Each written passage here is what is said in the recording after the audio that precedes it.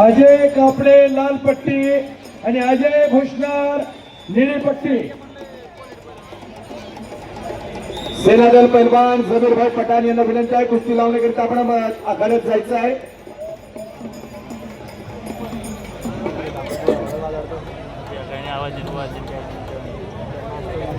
चालू कुस्तीनंतर माती आघाड क्रमांक 1 वरती राहुल सोल वाशिम लाल पट्टी, सुदर्शन कोतकर अहिल्यानगर निळा पट्टी मध्ये करायचा आहे.